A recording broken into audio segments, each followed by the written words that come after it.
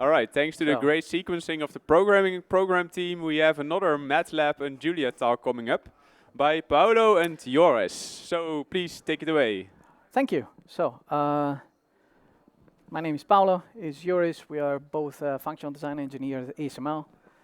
We are working in a leveling department, and today we want to present some work we've done in order to allow MATLAB to be more integrated with Julia, essentially. Which is actually, I think, it channels very well with the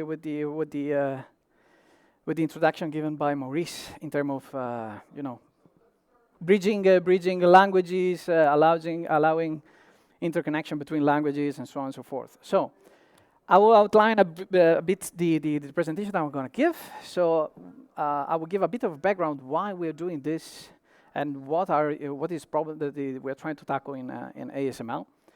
Then I will briefly show the solution that we come up with, and briefly how it works. I won't go too much in the details, because then I'm pretty sure that everything that will be unclear up to that point will be cleared during the brief demo time, and then finally there will be some conclusion about all of this. So let's start first with a single sentence that encompasses the whole thing. So essentially, math first, which I will go into detail later on, was called Bifrost, but I will get to that. MathFirst essentially is a Max library that connects Julia to a MATLAB API. In other words, it's just a data marshalling library. As what we do, essentially we act as an adapter between two languages, in this case, MATLAB and Julia. Now, of course, the question is, okay, why? The problem is the following. As was already introduced by Maurice this morning, we have multiple languages that must be interconnected in our daily workflow in ASML. So we daily use all three of them. There's also Java and many others, I'm pretty sure. But let's put it in this way. MATLAB, C++, and Python are the ones that are the most well-developed and interconnected to each other. Whereas Julia, which is the new language in town, has to be yet tightly integrated in the workflow.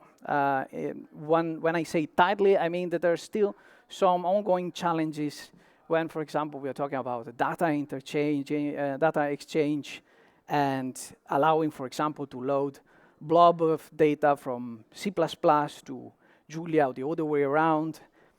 It's an ongoing process. As I said, the data marshalling part of in ASML is quite difficult, because if we want to integrate Julia has to work flawlessly with every single possible language that we use. Since this is not yet true, at least 100%, this essentially slows us in terms of adoption new possibility. We cannot hope to integrate packages that lies in the Julia hub if we are not sure that the interchange information between component is smooth, so to speak. And of course, since we are dealing with MATLAB, and we would like to adopt things that not necessarily MATLAB at the current point in time provides, we have a lot of legacy that we need to tackle. We came up with the following solution. So we had a bunch of requirements that we needed in order to while we were deciding how to develop this. So the first one is we don't want to disrupt the existing code. Essentially, developing is like, I put this image of essentially changing a tire while driving down the road. And this is, I think, that describes very well the development process inside the big corporate companies. Of course, the other problem is the data marshalling part. We cannot hope to have multiple technologies communicating to each other if there's no communication. And finally, and this kind of feedbacks on what the previous speaker talked about. We also would like to see more people trying this language, because there are multiple positive things about Julia that we would like to essentially incorporate in our daily workflow. So after all of this, then we came up with our little package. So, and this is where I explain the Bifrost, MathFrost naming collation. Initially, this package was named Bifrost. Unfortunately, as I will explain, we were kind of scooped on the name. But so Bifrost, to briefly explain what it does, where it comes from. In Norse mythology, Bifrost is just this mythological bridge that connects lands of humans and the realm of gods. Although it was ripped off by Marvel, it doesn't belong to Marvel. And well, unfortunately, we don't have a logo yet. And as I already said, we will have to we pivot to a different name. And this time, we decided to merge Bifrost with MATLAB to some extent. So essentially, we came as MathFrost. So this is why the slides were referring to Bifrost, but we meant also MathFrost. Anyway, this package essentially allows us to do the following things. It allows us, first of all, to introduce Julia in the daily MATLAB workflow in a really neat way that will be explained by Joris in a bit. And the thing that is probably different from all the solutions that I know of out there that does similar things to our package is that essentially allows incremental migration, which means you have an existing code base, might be very large, very small. The point is, what this package does allows to intercept the symbol name. It might sound a bit abstract, but I'm pretty sure that it will be pretty much clear after the demo. Essentially, what I'm trying to say is, potentially, if you have a large legacy code base, you can convert a large part of this code base, assuming good coding practices, by simply dropping the package and creating the right connection between symbols, which is something that I'm not aware of that other packages are doing at the moment. Again, this is what I've talked about so far. So we wanted to have a strategy that allows us to move data between Julia and MATLAB as transparent as possible. And finally, we would like to try new technologies. So this essentially allows us to borrow packages from Julia and integrate them in MATLAB in a very transparent way. As I said, we are very well aware that this is not a novel idea. This approach has been tried in the past. However, because of our legacy code, because of things things were being developed in ASML, the solution that I found, and this is, I guess, just a small subset of packages that provide similar services, they don't fit our use case for the following reasons. So either the calling direction is wrong. So we implement a package that allows MATLAB to call Julia, but we don't do the other way around. We don't care. And this is already exclude some of the packages in the wild. The second point is related to the incremental conversion of code. None of these packages works in the same way that we do. Because in order to call functions, foreign function, in this case Julia, or MATLAB for some packages, you need to use strings. Strings are not symbols in the same way that we will show in the demo. Finally, there are some performances problems related to how things are achieved in these packages. I don't want to do a compare and contrast. These are pretty good packages. This is not the point of this slide. I just wanted to underline that what we are doing in the way that we are doing is slightly different, and this is why we created it. So I will briefly go through how it works, and this is essentially will allow you to essentially allows to Joris to explain and with a demo how it looks like. So essentially, we start with the basic MATLAB process. So you have your MATLAB instance running on your laptop or your computer. What do? We create a new max host, which is the MATLAB way of saying, and pardon if I'm taking creative licenses for this, but essentially it's the MATLAB way of saying we are forking the process. Then what we do, we load our max, which is our Bifrost.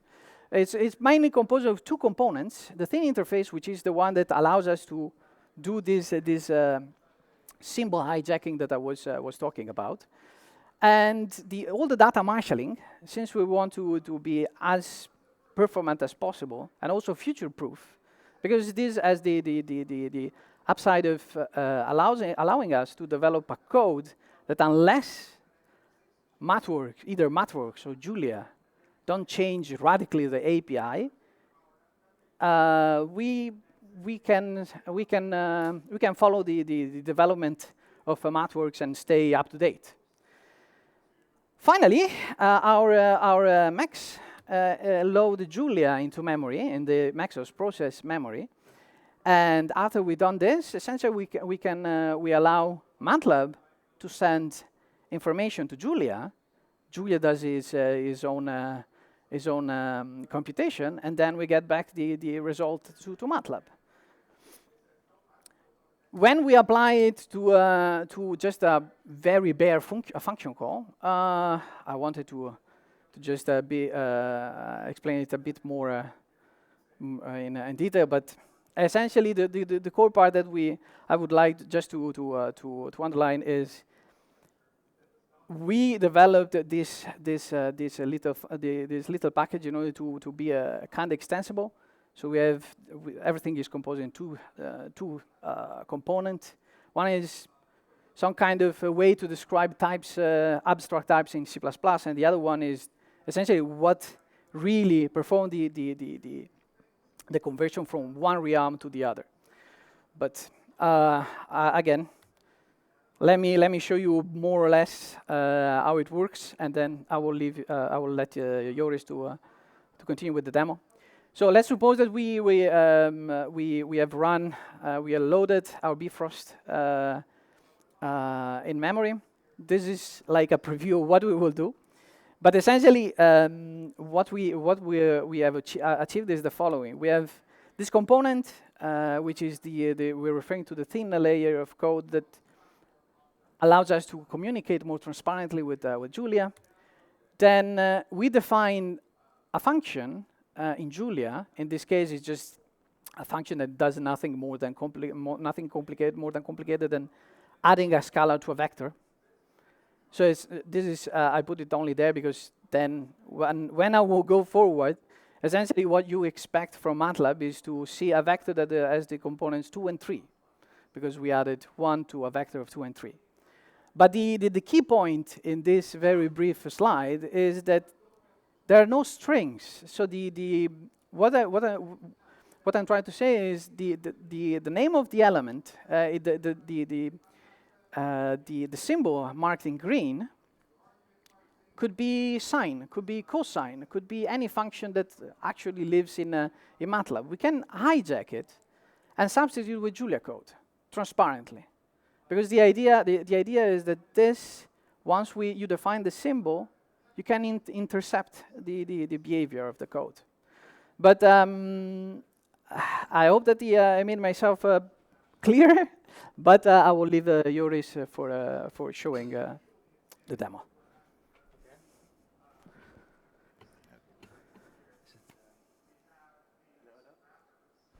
Can we? Hi. Is it on? Test, test. Yep. Okay, sorry. Hi, yes. My name is Joris, and I will be giving you a Yeah, actually. brief demonstration of that's fine. No, okay. A brief demonstration of how the user would interact with Metros, because I think it's quite an user-exposing package. That's why I composed a few examples. So in this case, we start off with constructing a Julia process with Matros loaded. Sure.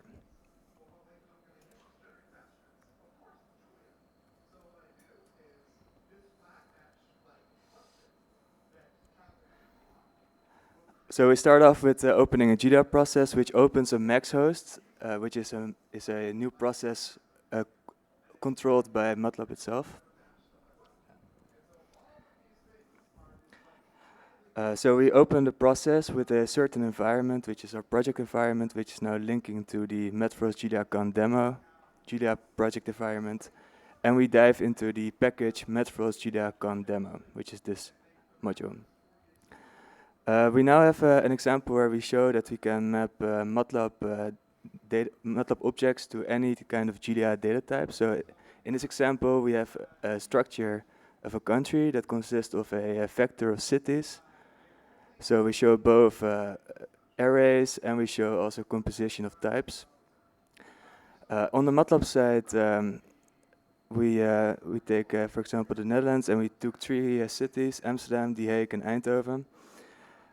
Each city has a name and it has a population, which is roughly the population in the thousands.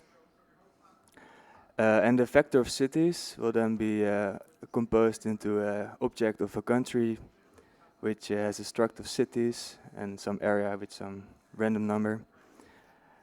And if you would run this,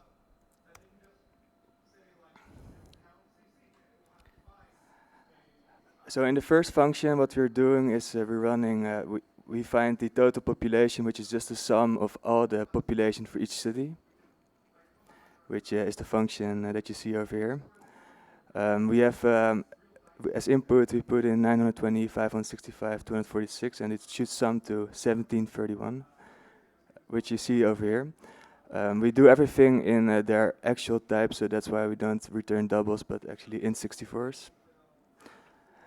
And to also show you a little bit more of the Julia side, we did a simple string from an object, which you can see like the module Metro JuliaCon demo. You see the country.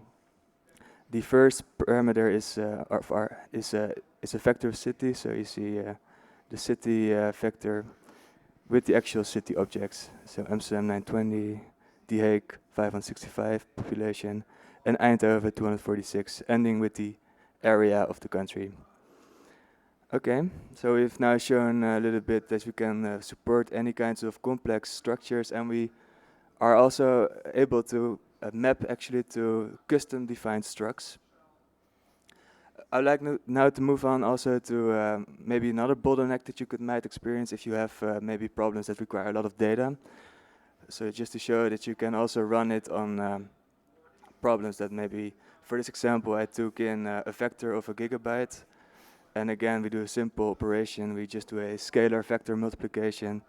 So the scalar being free, and this is in MATLAB notation just a linear range, going from 1 to 125 million, which totals up to 1 gigabyte of data.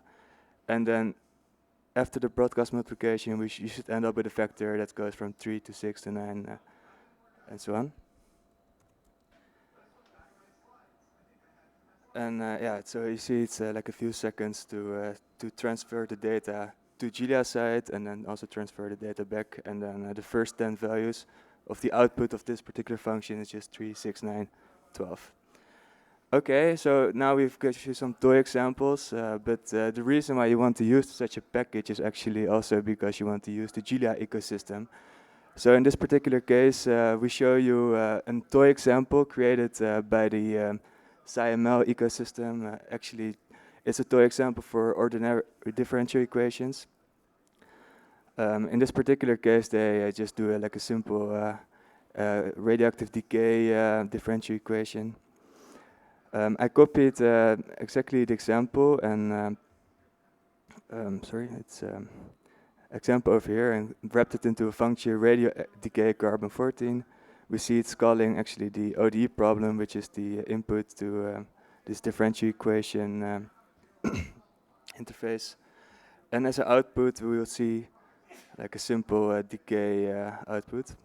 So let's now also try to replicate the toy example. So before we show you the picture, you already see that this is the output of this particular ODE interface, which some might recognize. And if we plot the actual solution, we get similar results as the one presented in the toy example. Okay, simple integration, what's that about? Issue, cannot find the function.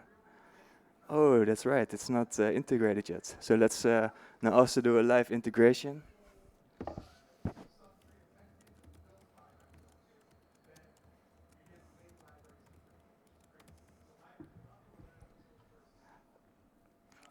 So like you may know from using Julia regularly, you need to restart your process.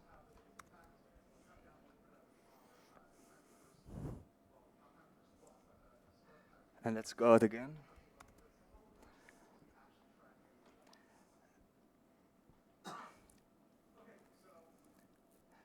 It can take a few seconds because it's also configuring the environment at the first time you run it, and then we see hello JuliaCon.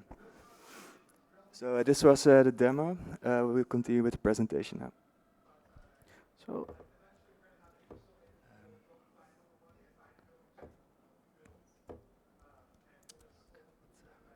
it's F5, I guess. Shift F5 right there.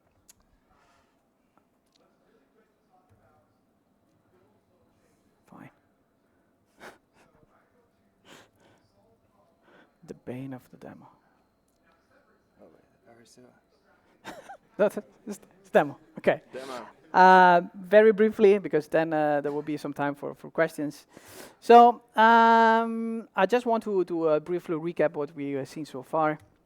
So essentially, I think I hope we convince you that we are heading toward a robust way to exchange the information between MATLAB and Julia. Our main objective was to be able to call essentially Julia code from MATLAB in the most painless way possible. And by doing that, we also, I hope that I convince you that we can mix and match these two languages better than what was done before. Although I mean this is not all positive. There's a lot of things to do. This package, this part of code was just created, so we really need a lot of testing. So if anybody of the audience is interested in testing this, please do it. We will explain how to do it. We really need to find bugs, essentially. Finally, there's another thing that is still in here, in the sense that we want to add more item to the an hypothetical roadmap, because we just solved the base problem, but we're pretty sure that there are a lot of more use cases that the community, the open source community, for example, can provide, and allows us to grow this project a bit better. So, in the cases anybody of you wants to contribute, essentially, just to let you know that this project is one of the few key projects that was mentioned during the keynote, the introductory speech this morning. We are releasing everything in open source as it today, I guess. Yes. So feel free to go there, download it, try it, hack it. The more that you to try it, and the more that you give us feedback, the more that we are happy. So, questions?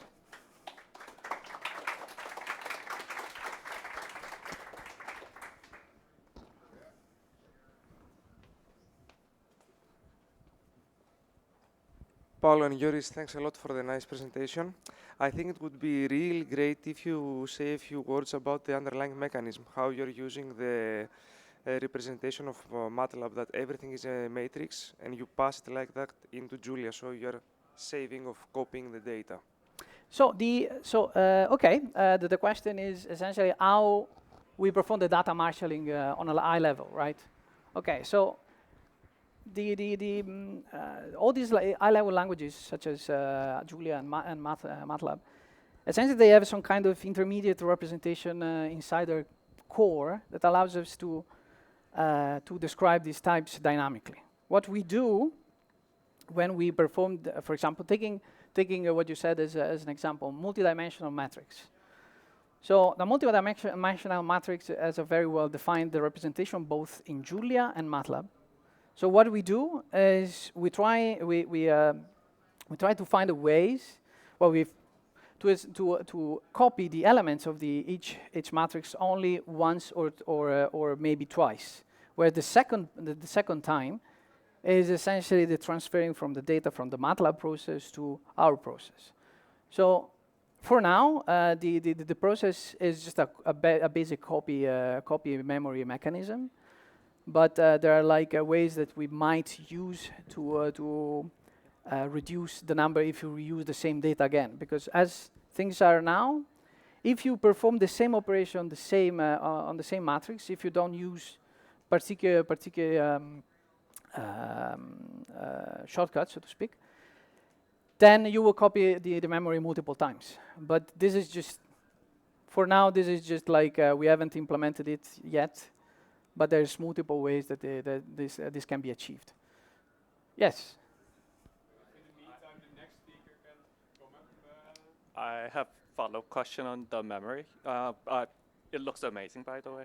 Thanks. I was reading it on GitHub. You make 2 copies. Once you send it to Julia, and once you get back. Sending it to Julia, I understand it's due to the copy on write behavior of MATLAB. Why do you need the second copy when you get it from Julia? Is it due to garbage collection? Sorry, can you repeat the question, please? So I understand why you make a copy when you go from MATLAB to Julia due to this infamous copy on write behavior in MATLAB. On the way back, I would have presumed that you could just move the memory location. But I guess there's garbage collection in Julia that's behind the scene. Is that why? In this case, it's not even. I think in this stage, we really tried for the safe route and discarded all these features. But in the future, like sharing of memory, we definitely will have to look into it. But on the short term, it was not really easy to do this. Because the max cost is creating a new process. We say it's here, so that was more of that. But yeah, as long as we're dealing with the processes, of course, we have to solve. Yeah. And also, so long story short, yes, we did it because it was the easiest solution, the most practical one. But there's also the process boundary that you need to cross when you do communication. Right. But I can explain it later. No worry. I just don't want to go too much in technical I was details. wondering if you had tried a shared memory mechanism. Can you speak up a bit? I was wondering if you have tried a shared memory mechanism via memory mapping, which is a capability which exists both in MATLAB and Julia. We haven't tried it yet. Okay. But this is something that we can definitely look into it. Right. And then my actual question was if you also had. I noticed you were jumping between MATLAB, the MATLAB GUI, and Julia in VS Code. Have you tried running this via the MATLAB VS Code integration? No, actually, that's a very good question. No, I haven't tried the MATLAB VS Code integration. I know that is recently, yes, indeed, it's improved quite a lot. So that's a good one. But I haven't no hand-on experience so far. Maybe, yeah, indeed, he has more experience on this, and it should work essentially.